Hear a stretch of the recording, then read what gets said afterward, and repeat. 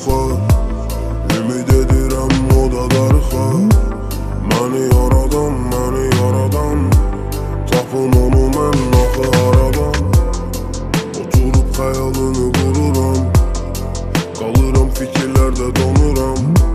Başı bəladamı, tapın onu mən axı haradan. Bir dəfəliyinə olar yadına sal məni, o mənə bəs edər. Bir dəfəliyinə olar bu gecə sən gələ, o mənə bəs edər. Bir dəfəliyinə olar üzünü son dəfə görüm uzaqdan.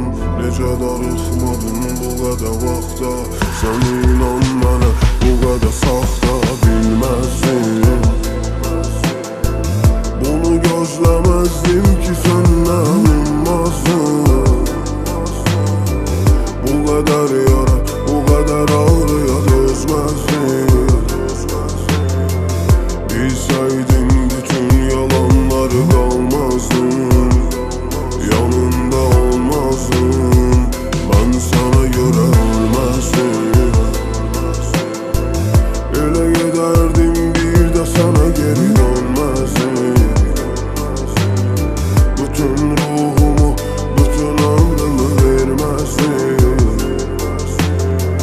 Görüb öncədən bilsəm inan ki sevməzdim, səni belə bilməzdim. İzlədirəm gecəni mən gözlərimə, xəyallarım üzərimdə bulut olur. Öz-özümə dəli kimi istənirəm, neçə dəfə deyim axı unut onu. O baxışın yarı olub həyatıma, o yapışıb ürəyimə zəli kimi. Axı mənim düşən zaman o yadıma, fırlanıram bu şəhəri dəli kimi.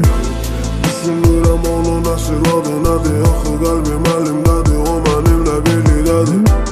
İtirəndə onu tapmaq əlimdədir, izləməyə ərinmədim, buralarda bir yerdədir. O əslində bu sevgiyə layiq deyil, bax ürəyim yenə ona qayıt deyil. Onun adı nədir, onun adı heç, adımız bir-birinə aid deyil. Yadına sal məni, o mənə bəs edər. Bir dəfəliyinə olar bu gecə sən gələ, o mənə bəs edər. Bir dəfəlik də olar üzünü son dəfə görüm uzaqdan. Necə darıxmadın bu qədər vaxta, sən inan mənə bu qədər saxta. Bilməzdim, bunu gözləməzdim ki səndən ummazdım.